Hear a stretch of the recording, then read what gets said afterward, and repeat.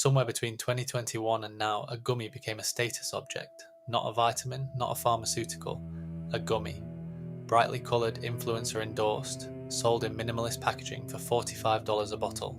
The supplement industry, vitamins, minerals, protein powders, creatine, collagen, pre-workout formulas, sleep aids, and 100 other categories, generates over $50 billion in annual revenue in the United States alone. It is one of the fastest growing consumer product sectors in the world. Most people who buy supplement gummies assume they are buying something that has been tested, approved, and manufactured to pharmaceutical standards. Most of them are wrong about all three. The factory making these gummies is not the company on the label. The company on the label does not own a factory. It may not own anything except a brand name, a website, an Instagram account, and a relationship with a contract manufacturer it found through a trade directory or a WhatsApp referral. This is not an accident, this is the business model. The modern supplement market did not grow organically, it grew virally. TikTok's algorithm rewarded supplement content because supplement content drives watch time. The transformation promise, the day 1 to day 30 arc, the influencer claiming their life changed because of a product. These are narratively compelling formats. The platform served them at scale, the market followed. Creatine monohydrate is one of the most extensively studied sports supplements in the world. Decades of peer-reviewed research confirm its effectiveness for strength training. It is also extremely cheap. Bulk creatine monohydrate costs approximately $3 per kilogram at wholesale. A month's supply at the recommended dosage costs less than $1 to produce. The creatine gummy is the product that crystallizes the supplement economy most clearly. Take a commodity ingredient with strong scientific backing, convert it from a cheap powder into a premium gummy format, apply a brand identity, engage an influencer with a fitness following, set the price at $45 and collect the margin. The formula is replicable across hundreds of ingredients. The supplement gold rush attracted two types of participants. The first, genuine nutrition companies that have been manufacturing supplements for decades with established quality systems and real formulation expertise. The second, entrepreneurs who saw an arbitrage opportunity, a low barrier to entry market where branding creates value that the underlying product cannot justify, in a regulatory environment that cannot challenge the claims being made. The brands that exist only in the marketing layer, with no manufacturing capability, no formulation expertise, and no quality oversight, are the brands that have grown fastest in the last 5 years.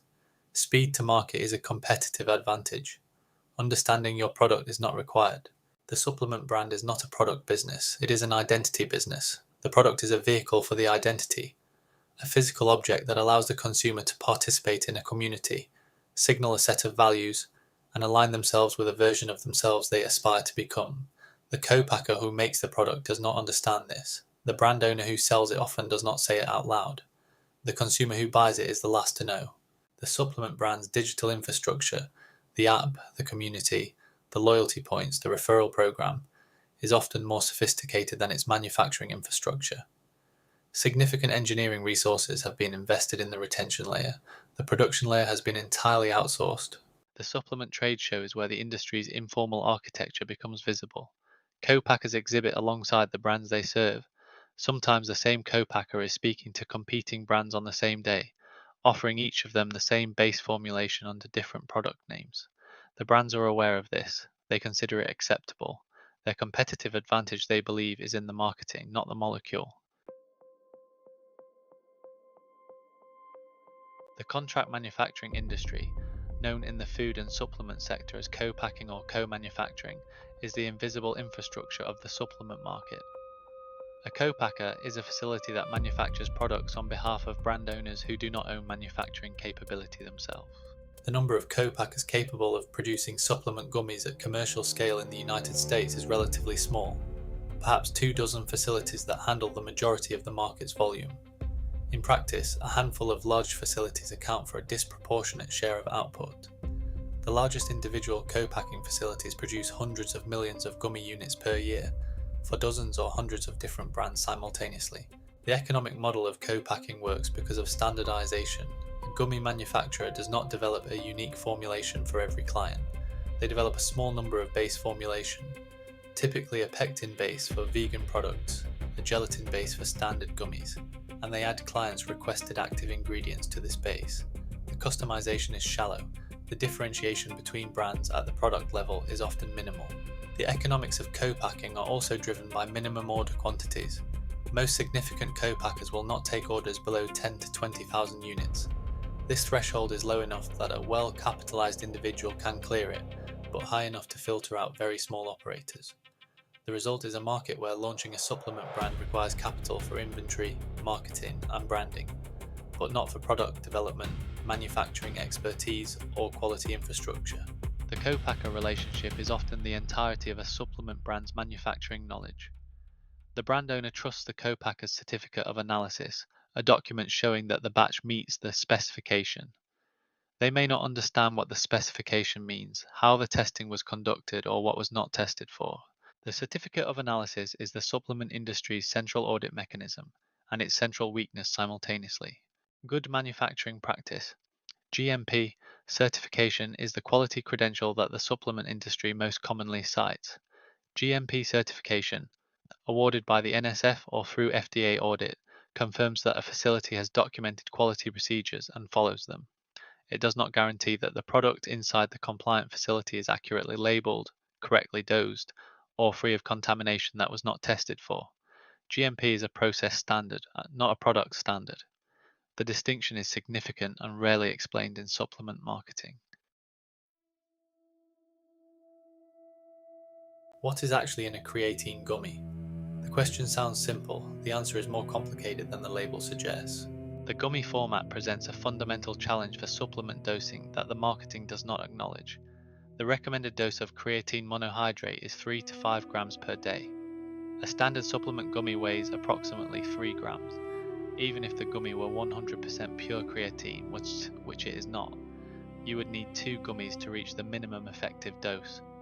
In practice, the creatine content of a creatine gummy is a fraction of the total weight, meaning a consumer may need to eat 5 or more gummies to reach a clinically meaningful dose. Independent testing of supplement gummy products, conducted by organizations including Consumer Lab and the US Pharmacopoeia, has consistently found that a significant proportion of tested products do not contain the amount of active ingredients stated on the label.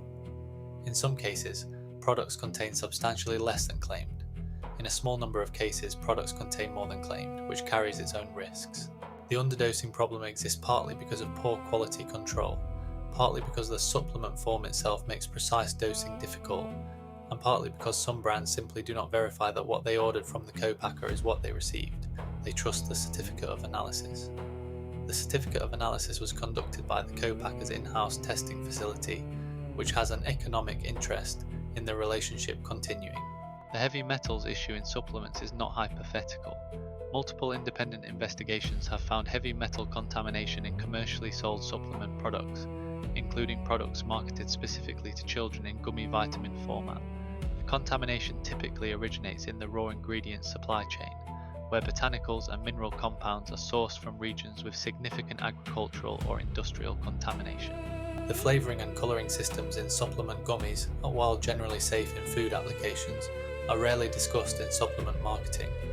The natural flavours claim on a supplement label covers a wide range of compounds derived from natural sources but processed to a degree that makes the word natural more marketing category than meaningful descriptor. The absorption question is also frequently misrepresented in gummy supplement marketing. The claim that the gummy format improves bioavailability, the proportion of an ingested substance that enters the circulation and is able to have an effect, is rarely supported by independent evidence. In the case of creatine specifically, the available evidence suggests that the gummy format does not improve absorption relative to powder dissolved in water and may reduce it because the sugar content of the gummy slows gastric emptying. The supplement company's own formulation scientist, if they have one, knows this. The marketing team does not mention it. Private labeling is the accelerated version of contract manufacturing. Rather than commissioning a custom formulation, a private label buyer selects an existing pre-developed product from a supplier's catalogue, applies their own branding and brings it to market. No formulation work required, no product development timeline, no quality validation beyond the supplier's own documentation. The Alibaba ecosystem, the Chinese wholesale marketplace, has made private label supplement sourcing genuinely global. Supplement manufacturers in China, who supply a significant proportion of the world's raw ingredient market, have also built finished product private label capabilities. A buyer in Manchester or Minneapolis can source a finished, ready-to-label gummy supplement product from a Chinese manufacturer at a unit cost that makes the economics of supplement brand building extremely attractive. The minimum order economics change the profile of supplement brand ownership dramatically. The barrier to entry is low enough that thousands of individual entrepreneurs have launched supplement brands in the last 5 years. The market for creatine gummies, sleep gummies, and similar products is not dominated by a few large players. It is fragmented across hundreds or thousands of small brands, most of which are sourcing identical or near identical product and competing solely on the basis of marketing. The review acquisition dynamics on Amazon's supplement listings are a market unto themselves. New supplement brands launching on Amazon must compete for visibility against established listings. The fastest path to visibility is reviews. The fastest path to reviews is artificial review generation, a practice that violates Amazon's terms of service, is endemic in the supplement category, and is persistently under-enforced relative to the scale of the violation. The supplement brand as an investment proposition relies on the premise that brand equity, the value created by marketing, can be sustained indefinitely in a market where the underlying product is a commodity. That premise has not yet been tested by a genuine market correction. The supplement industry's growth is inseparable from the influencer economy. No category of consumer product has adopted influencer marketing more aggressively or more successfully than supplements. The economics are simple. A fitness creator with 500,000 followers can drive meaningful sales volume for a supplement brand at a cost that is a fraction of equivalent television or print advertising. The affiliate commission structure that underlies most supplement influencer relationships creates specific incentive distortions. An influencer who earns 15% of every sale driven by their discount code has a direct financial incentive to promote the product as effectively as possible, regardless of whether they use the product, whether the product works, or whether a better or cheaper alternative exists. The influencer's financial interest and the audience's informational interest are not aligned. FTC disclosure requirements for sponsored supplement content are technically clear and practically often not followed. Creators are required to disclose material connections, financial relationships, free product, affiliate arrangements, in a manner that is clear and conspicuous. In practice, disclosures are often absent, buried in caption text, or formatted in ways that do not meet the clear and conspicuous standard. The FTC has enforcement capacity that falls well short of the volume of non-disclosure occurring daily across supplement categories. The creator who genuinely believes in the product they are promoting is, paradoxically, more dangerous to the consumer than the creator who knows they are performing. The genuine believer recommends confidently, without hedging, because they have experienced something they attribute to the product. The attribution may be wrong, placebo effect, regression to the mean, dietary changes made simultaneously, but the confidence is real, and confidence is what sells. The supplement industry's dependence on this mechanism is not coincidental. It is the product strategy. The more established supplement influencer relationships involve a more sophisticated version of the same structure. A creator with several million followers agrees to a multi-month brand partnership. They receive product, payment, and exclusivity within their category. Their content over that period consistently features the brand. Their audience trusts them. The brand's sales climb. The arrangement is disclosed, somewhere, in some form, but the disclosure changes nothing about the dynamic because the audience already trusts the creator more than they trust any abstract disclosure requirement.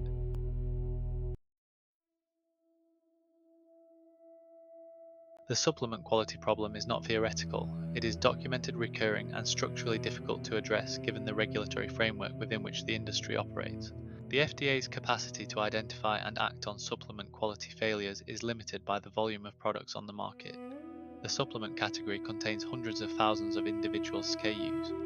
The FDA cannot test all of them. Its enforcement action is primarily reactive, triggered by consumer adverse event reports, by whistleblowers within the industry, or by third-party testing that generates public attention. The proactive surveillance capacity is, by every independent assessment, inadequate relative to the scale of the market. Consumer complaints about supplement products on Amazon are a rich and underanalyzed data source.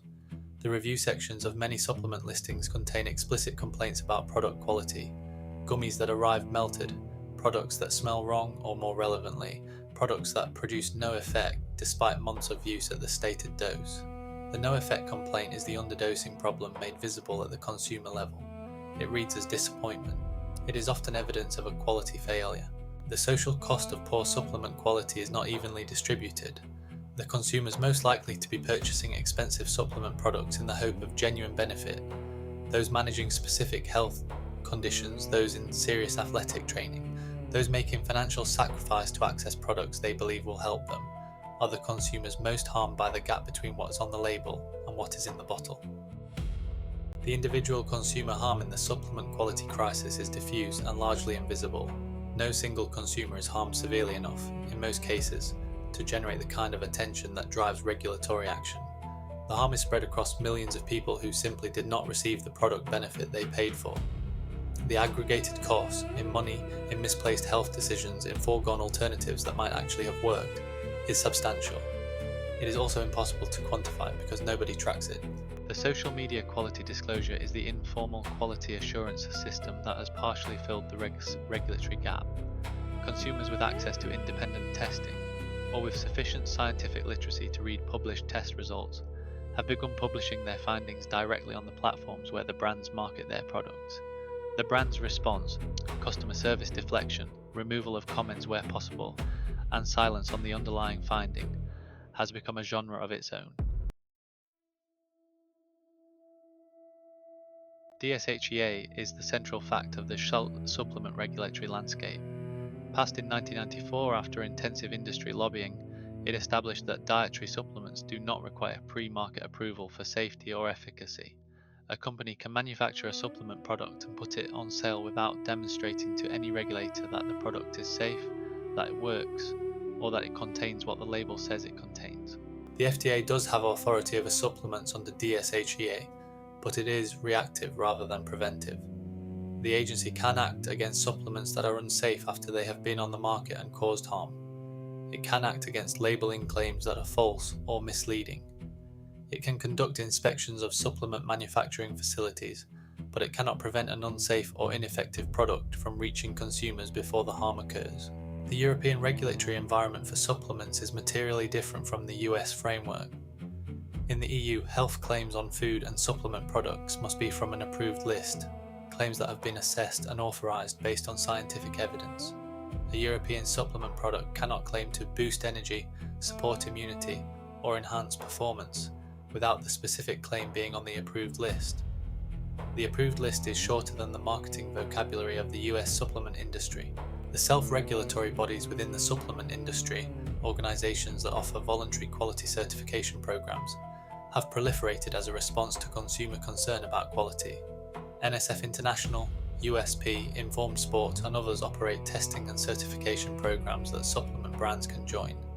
These programs have genuine value. They're also voluntary, and the brands that most need quality oversight are the brands least likely to submit to it. The brands that pursue quality certification represent a deliberate choice to compete on product merit rather than marketing illusion. That choice is more expensive, slower, and in the short-term performance metrics that dominate the supplement industry, apparently less efficient. The brands that choose it are in most cases the brands that survive the next decade. The ones that do not make that choice are the brands that produce the footnotes in regulatory enforcement actions. The supplement industry spends millions of dollars annually on lobbying to preserve the DSHEA framework. The argument made to legislators is that pre-market approval requirements would impose costs that kill innovation and harm small businesses. The argument not made to legislators is that the absence of pre-market approval allows products of unknown quality and questionable efficacy to reach consumers without scrutiny. Both things are true. The legislative outcome reflects which argument has been made more persistently by better funded advocates to the people who write the rules. The supplement gummy market is beginning to show the structural signs of a category that has attracted more capital than the underlying economics can support. Customer acquisition costs are rising as more brands compete for the same influencer relationships and the same digital advertising inventory. The consumers who were early adopters of creatine gummies, who pay $45 without thinking twice, are now aware that the same product is available for $20. Price compression is accelerating. The consolidation of the supplement gummy market is already underway. The brands that survive the next phase of this market will be the ones that either genuinely differentiate their products through real formulation work, real quality systems, and defensible scientific backing, or achieve a scale that gives them cost advantages the smaller private label operations cannot match. The brands that survive on marketing alone, without product differentiation, will face an accelerating headwind as consumer sophistication increases. The founders who built supplement brands in the 2020 to 2023 window entered a market at a moment of extraordinary temporary advantage. Social media reach was cheap, customer trust in influencer endorsements was high, regulatory enforcement was slow, the co-packing infrastructure had excess capacity. All of those conditions have since changed. Reach is expensive, trust is eroding, regulators are awakening, and the co-packing facilities that enabled the first wave are now serving the second wave of competitors at the same low unit cost. The reckoning for the supplement gummy market is not about a single scandal or a single regulatory action. It is about the slow accumulation of consumer education in a market where the information asymmetry between what the brand knows about its product and what the consumer knows has historically been extreme. As independent testing proliferates, as reporting becomes more specific, and as consumers learn to read supplement facts panels critically, the marketing premium that has sustained the gummy supplement economy becomes harder to maintain. The regulatory pressure is also building, slowly. The FDA has proposed mandatory product listing requirements, a requirement that supplement manufacturers register every product they sell with the agency before putting it on the market. The supplement industry has lobbied against this proposal intensively. If it passes, it will for the first time give regulators a comprehensive picture of what is actually in the supplement market. The industry's resistance to this transparency is itself informative. The factory will keep running. Someone will always want to put their logo on the bottle. The question is who pays for it, and whether eventually the consumer who reaches for a $45 gummy knows what they are actually buying, and decides that the same ingredient in a $12 tub is quietly a better deal. I am off the books.